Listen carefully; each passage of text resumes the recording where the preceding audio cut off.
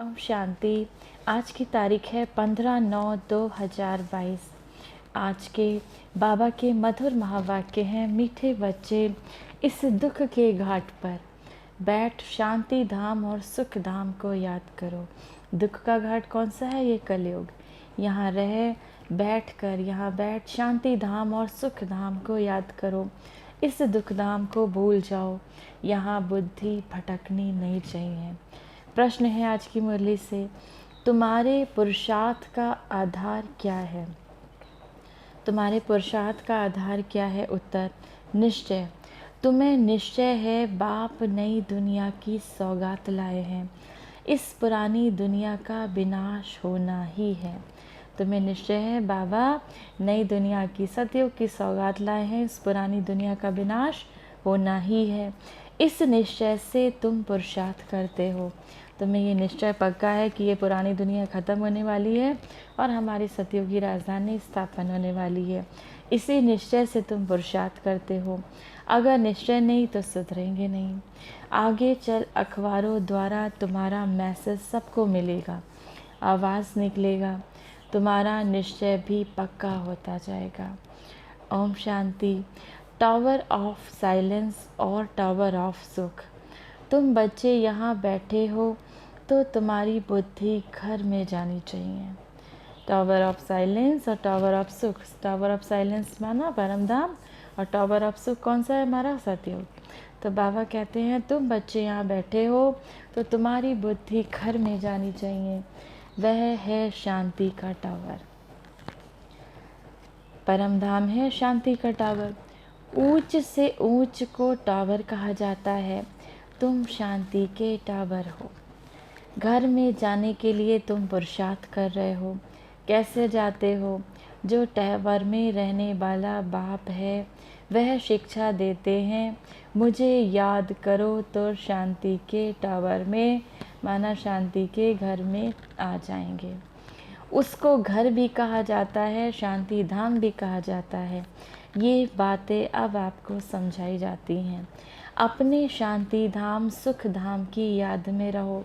अपने शांति धाम और सुख धाम सतयुग की याद में रहो। नहीं रह सकते तो गोया जंगल के कांटे हो, इसीलिए दुख भासता है। अगर नहीं रह पाते याद में तो बाबा कहते हैं तुम तो गोया जंगल के कांटे हो, इसीलिए तुम्हें दुख भासता है। अपने को शांति धाम का निवासी समझो।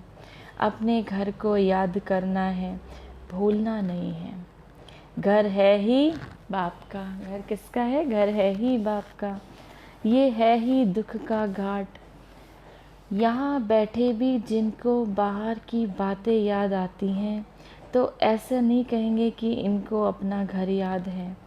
यहाँ बैठे भी जिनको बाहर की बातें याद आती हैं तो ऐसा नहीं कहेंगे इनको अपना घर याद है।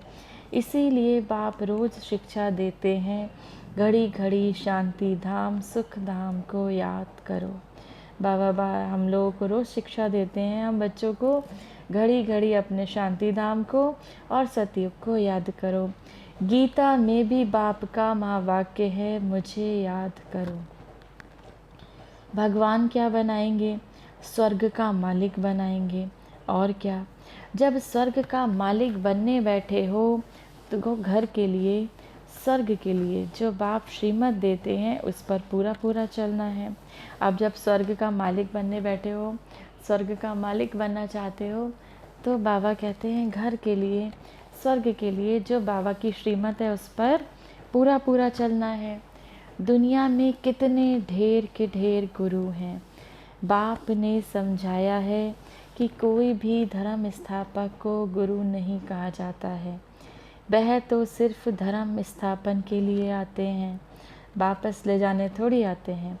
जो धर्म स्थापना करते हैं, किसी ने इस्लाम धर्म स्थापित किया, किसी ने जैन धर्म स्थापित किया, तो ये जो धर्म गुरु हैं तो बाबा कहते हैं ये घर ले जाने के लिए थोड़ी आते हैं। गुरु अर्थात जो वापस निर्वाण धाम वानप्रस्थ में ले जाए। तो ऐसे से ऊंचा गुरु हमारा शिव बाबा है जो हमको वापस निर्वाण धाम और वानप्रस्थ में ले जाए। परंतु एक भी गुरु वापस ले जाने वाला है नहीं, एक भी निर्वाण धाम में जाते नहीं। वाणी से परे यथार्थ घर। वानप्रस्थ का अर्थ ना गुरु लोग जानते हैं ना फॉलोअर्स जानते हैं, तो बच्चों को कितना समझाया जाता है। ये चित्र है सतयुग के और वह चित्र है त्रेता के। उन्हों को भगवान नहीं कहा जाता है। लक्ष्मी नारायण को भी भगवान भगवती नहीं कहा जाता। भगवान तो सिर्फ एक शिव बाबा है। आदि सनातन देवी देवता धर्म, सिवाय देवी देवताओं के कोई भी स्थायी पवित्र होते नहीं। सिवाय देवी देवताओं के कोई भी स्थायी पवित्र होते नहीं। 21 जन्म पवित्र सिर्फ एक ही धर्म रहता है, फिर धीरे धीरे अवस्था कम होती जाती है। 21 जन्म पवित्र सिर्फ एक ही धर्म रहता है, फिर धीरे धीरे जब कलाएं कम होती जाती हैं तो अवस्था कम होती जाती है। त्रेता में 2 कला कम होती है तो सुख भी कम हो जाता है। उसको कहा जाता है त्रेता युग 14 कला। अभी तुमको बाप का परिचय है और सृष्टि चक्र का ज्ञान है, उसको ही तुम याद करते हो। अभी तुम बाबा का परिचय है और इस सृष्टि के चक्र का ज्ञान है, उसको ही तुम याद करते हो। परंतु कईयों की बुद्धि कहाँ न कहाँ भटकती रहती है, याद नहीं करते। अच्छा, और कुछ भी ना समझ सको तो आस्तिक बनकर बाप को तो बुद्धि में याद रखो। बाप और रचना के आदि मध्य अंत को तो जानते हो। उस झाड़ का आदि मध्य अंत नहीं कहा जाता। इस झाड़ का आदि मध्य अंत है, क्योंकि मध्य में रावण राज्य शुरू हो जाता है, कांटा बनना शुरू हो जाता है, बगीचा जंगल बनना शुरू हो जाता है। इस समय सारे झाड़ जड़ी जड़ी भूत अवस्था हो गई है। इस समय सारे झाड़ की जड़ जड़ी भूत अवस्था हो गई है। सारा झाड़ सूख कर तमो प्रधान हो गया है। सारा सूखा हुआ झाड़ है, फिर कलम लगाना पड़े। इसका कलम लगता है, कलम ना लगे तो प्रलय हो जाए। प्रलय अर्थात सारी जलमयी होती है। भारत रह जाता है परंतु जलमयी नाम तो है ना। मीठे मीठे बच्चे जानते हैं कि चारों ओर ही जलमयी हो जाती है, भारत ही सिर्फ रहता है। जैसे बाढ़ आती है फिर उतरती भी है। कहते भी हैं बीके सारा दिन मौत ही मौत कहते रहते हैं। सब दुनिया वाले कहते हैं, ब्रह्मा कुमार कुमारियों का क्या काम है, कहते हैं सारा दिन मौत आई कि आई, मौत की बात करते रहते हैं, बस मौत आने वाला है। तो समझते हैं ये तो अशुभ बोलते हैं, बोलो नहीं, हम कोई विनाश थोड़े ही कहते हैं। हम तो कहते हैं पवित्रता सुख शांति का धर्म स्थापन हो रहा है। तो आपको कहना चाहिए, बाबा कहते हैं जब कोई आपसे ऐसे कहे तो आप कहिए हम तो कहते हैं पवित्रता सुख शांति का धर्म स्थापन हो रहा है। सुख शांति का धर्म स्थापन हो रहा है। हम तो कहते हैं सुख शांति का धर्म स्थापन हो रहा है। विनाश ना हो तो शांति कैसे हो। गुप्त वेश में शांति धाम सुख धाम की स्थापना हो रही है। ये तो हम शुभ बोलते हैं। तुम भी कहते हो ना, हे पतित पावन आओ हमको पावन बना कर ले चलो। अब दुनिया वाले भी तो कहते हैं, हे पतित पावन आओ हमको पावन बना कर ले चलो। तुम खुद कहते हो ना कि हमको ले चलो।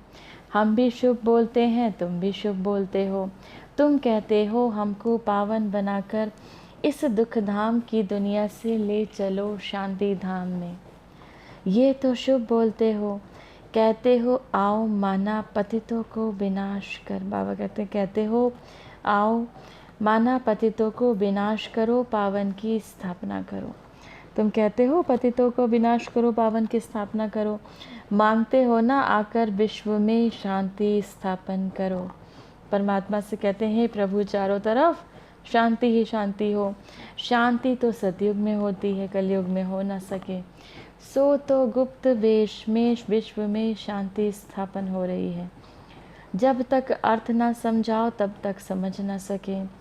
सिवाय बाप के मौत तो कोई दे ना सके। बाप को कालों का महाकाल कहा जाता है। सबको मौत देते हैं, कितने ढेर के ढेर मौत देते हैं। सतयुग में कितने थोड़े मनुष्य हैं, बाकी सबको मौत मिल जाता है। बुलाते ही हो पावन दुनिया में ले चलो। सतयुग में कितने हैं? सतयुग में मनुष्य सिर्फ 9 लाख हैं, बाकी सबको मौत मिल जाता है। बुलाते ही हो कि पावन दुनिया में ले चलो, तो पावन दुनिया ज़रूर नई ही होगी, ये थोड़े ही होगी। पुरानी दुनिया का भी अर्थ नहीं समझते। पावन दुनिया में बहुत थोड़े मनुष्य रहते हैं। पावन दुनिया में बहुत थोड़े मनुष्य रहते हैं, शांति रहती है। इतनी जनसंख्या वहाँ नहीं होती, इतनी आत्माएं कहाँ सुखधाम में होती हैं। सुखधाम में तो सिर्फ 9 लाख आत्माएं रहती हैं, बहुत थोड़े मनुष्य रहते हैं, शांति रहती है। ये बातें समझने और समझाने में कितना सहज है, परंतु बुद्धि में बैठता ही नहीं, क्योंकि समय ही नहीं है बुद्धि में बैठने का। कहा भी जाता है ना, कुंभकर्ण की नींद में सोए पड़े हैं, ये नहीं जागेंगे। बाबा कहते हैं, कहा भी जाता है कुंभकर्ण की नींद में सोए पड़े हैं, ये नहीं जागेंगे। यह ड्रामा बड़ा विचित्र है। तो ये सारा चक्र बुद्धि में फिरना चाहिए। बाप आकर सारा ज्ञान देते हैं, उनको कहते ही हैं नॉलेजफुल ज्ञान का सागर। बाबा को कहते ही हैं नॉलेजफुल ज्ञान का सागर। ज्ञान का सागर एक बाप ही है। तुम जानते हो पानी के सागर कितने हैं? जितने नाम हैं उतने सागर हैं, जितने नाम हैं उतने सागर हैं। वह सागर एक ही है, बस एक। ये तो अलग अलग पार्टीशन करके नाम रख दिए, पानी के सागर के तो बहुत नाम रख दिए हैं, बाहर सागर तो एक ही है ना। वास्को डी गामा भी सारा चक्र लगाए, फिर वहाँ ही आकर खड़ा हो गया, तो सागर एक ही है। बीच बीच में टुकड़ा कर अलग अलग बना दिया है। धरनी भी सारी एक है, परंतु टुकड़ा टुकड़ा हुई पड़ी है। तुम्हारा राज्य होता है तो धरनी भी एक ही होती है, राज्य भी एक होता है, नो टुकड़ा टुकड़ा। बाबा कहते हैं जब सतयुग में राज्य होता है तो धरनी भी एक होती है, राज्य भी एक होता है, नो टुकड़ा टुकड़ा। बाप आकर राज्य देते हैं सारे सागर पर, सारी धरनी पर, सारे आसमान पर तुम्हारा राज्य होता है। सतयुग में इस सारे सागर पर, सारी धरनी पर, सारे आसमान पर किसका राज्य होता है? तुम बच्चों का राज्य होता है। मुक्ति में तो सब जाएंगे, बाकी जीवन मुक्ति में जाना कोई मासी का घर थोड़े ही है। मुक्ति में तो परम धाम में, शांति धाम में तो सब जाएंगे। जब ये कलयुग का विनाश होगा, सब आत्माएं कहाँ जाएंगी? सब शांति धाम चली जाएंगी। बाकी जीवन मुक्ति माना सतयुग में जाना कोई मासी का घर थोड़े ही है। मुक्ति में जाना तो कॉमन है, सब वापस लौटेंगे, जहाँ से आए हैं फिर वहाँ जाएंगे ज़रूर। बाकी नई दुनिया में थोड़े ही आएंगे। तुम्हारा ही राज्य है। कोई कोई तो इतना देरी से आते हैं, जो पुरानी दुनिया शुरू होने से थोड़ा ही पहले, यानी 200-400 वर्ष पहले आते हैं। वह क्या हुआ? जो अच्छी रीति नहीं पढ़ेंगे तो त्रेता में भी पिछाड़ी का थोड़ा समय रहेंगे। बाबा कहे जो अच्छी रीति नहीं पढ़ेंगे, बाबा के ज्ञान को अच्छी रीति नहीं समझेंगे, वह त्रेता में भी थोड़े समय के लिए रहेंगे। 16 कला तो कभी बन ना सके, 14 कला के भी पिछाड़ी में आएंगे। उनको सामने दुख की दुनिया देखने में आएगी, कांटों की दुनिया के नज़दीक आ जाएंगे।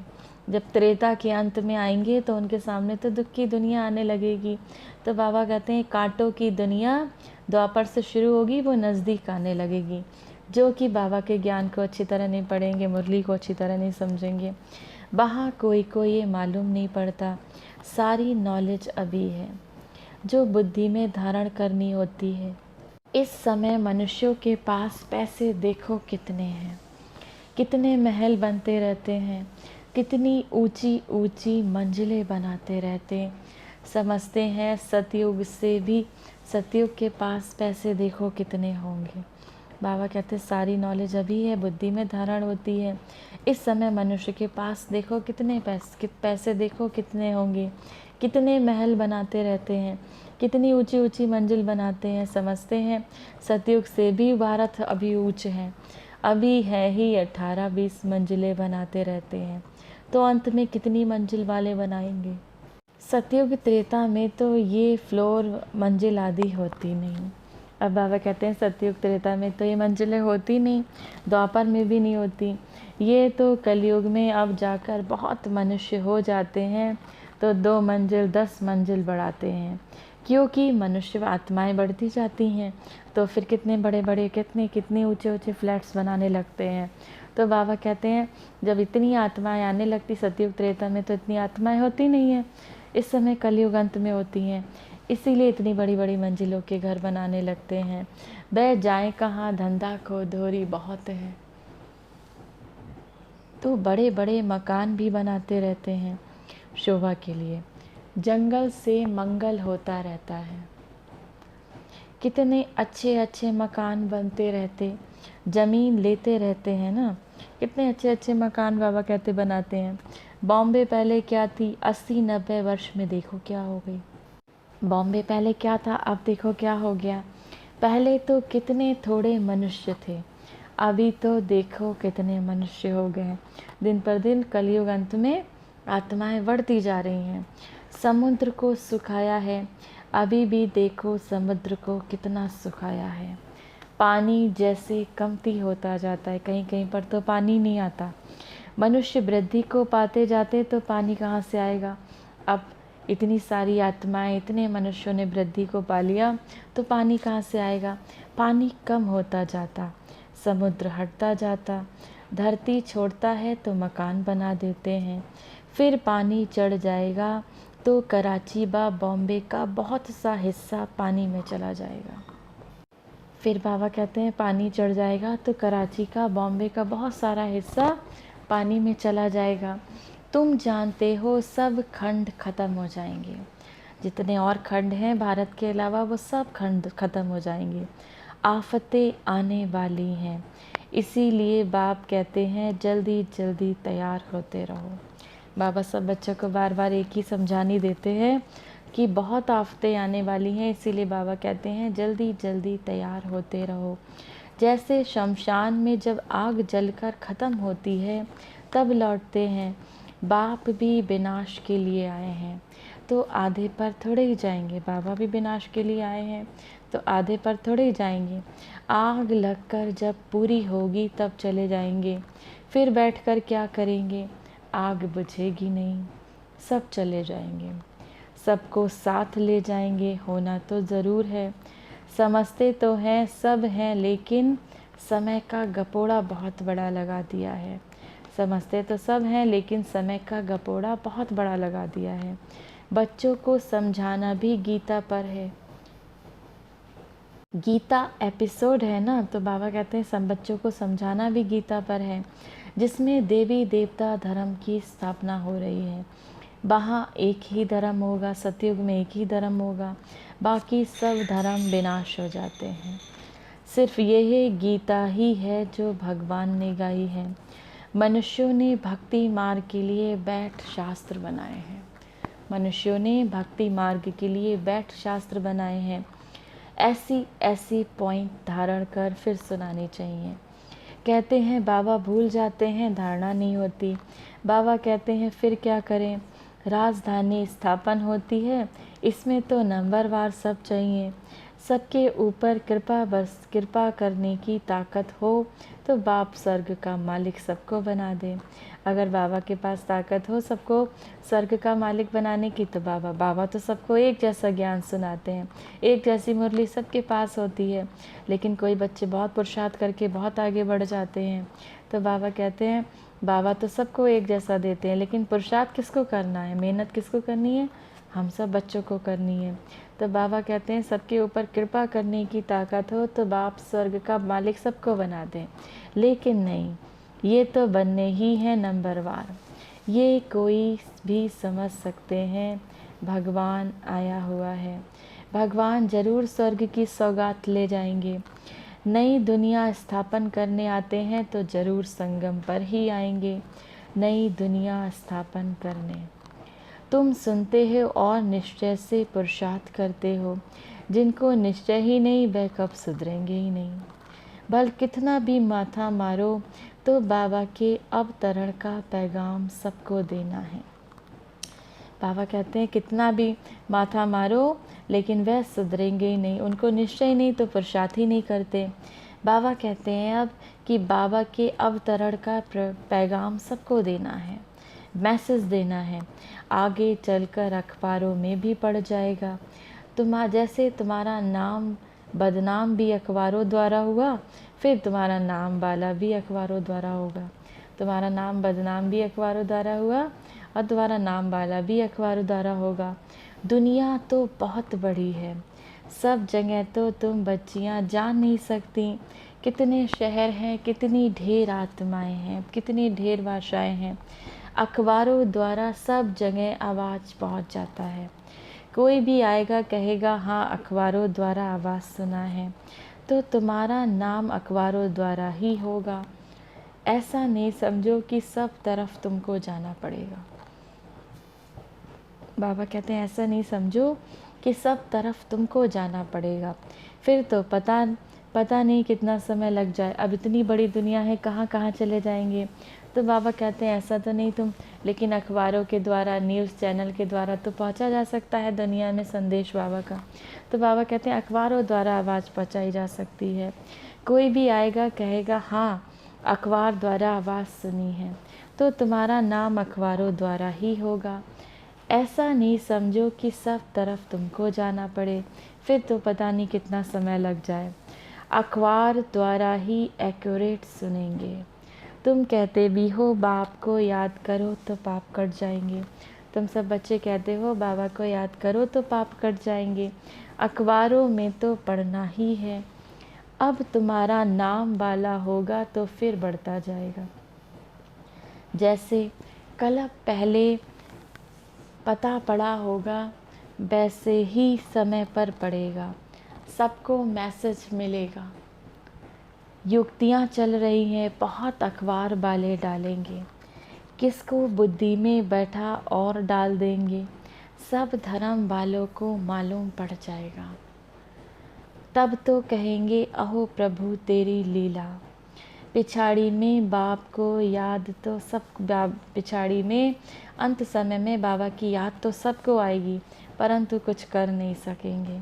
ये भी खेल है, खेल को जान जाएंगे। 84 का चक्र खेल सब अखबारों में पड़ जाएगा। जहाँ भी का भी समय जरूर आना है ड्रामा प्लान अनुसार।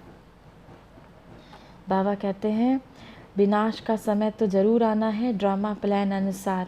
जहाँ भी जाओ अखबार ज़रूर निकलते हैं, अखबार द्वारा सबको आवाज़ पहुँचती है। तुम्हारी बातें सबसे ऊंची हैं। विनाश तो होना है, लेकिन समय के अनुसार ज़रूर होना है, ड्रामा प्लान के अनुसार। जैसे कल्प पहले मालूम पड़ा होगा अभी भी पड़ेगा, जैसे कल्प पहले मालूम पड़ा होगा अभी भी मालूम पड़ेगा। धीरे धीरे स्थापना होती है ना। संगम युग याद पड़े तो स्वर्ग भी याद पड़े। स्वर्ग को याद करो और मन मना भव बाप को भी याद करो तो बेड़ा पार हो जाए। स्वर्ग को याद करो, सतयुग को याद करो और बाबा को याद करो तो बेड़ा पार हो जाए। जब तक विनाश ना हो शांति कहाँ से आए। विनाश का नाम ही कड़ा है। मनुष्य सुनकर बहुत डरते हैं, ये तो राइट बात है। पतित दुनिया में अनेक दुख हैं, पावन दुनिया में अनेक सुख हैं। ये कलयुग है ही पतित दुनिया, इसमें अनेक दुख हैं और कलयुग में इसमें अनेक दुख हैं और पावन दुनिया सतयुग में अनेक सुख हैं। बाप देखो सौगात कैसी लाते हैं। अच्छा मीठे मीठे सिकी लदे बच्चों प्रति माता पिता बाप दादा का याद प्यार और गुड मॉर्निंग। रूहानी बाप के रूहानी बच्चों को नमस्ते। हम सब रूहानी बच्चों के रूहानी माता पिता बाप दादा को याद प्यार, गुड मॉर्निंग और नमस्ते। धारणा के लिए मुख्य सार है, पढ़ाई को अच्छी तरह पढ़कर उच्च पद पाना है। आफतें आने के पहले नई दुनिया के लिए तैयार होना है। बाबा की मुरली को अच्छी तरह से पढ़कर उच्च पद पाना है। आफतें आने के पहले नई दुनिया के लिए तैयार होना है। दूसरा, अपने को सुधारने के लिए निश्चय बुद्धि बनना है। वाणी से परे वानप्रस्थ में जाना है। इसीलिए इस दुख धाम को भूल शांति धाम और सुख धाम को याद करना है। वरदान है आज की मुरली से, किसी भी परिस्थिति में फुल स्टॉप लगाकर दुआओं का अधिकार प्राप्त करने वाले महान आत्मा भव। महान आत्मा वो है जिसमें स्वयं को बदलने की शक्ति है और जो किसी भी परिस्थिति में फुल स्टॉप लगाने में स्वयं को पहले ऑफ़र करते हैं। मुझे करना है, मुझे बदलना है।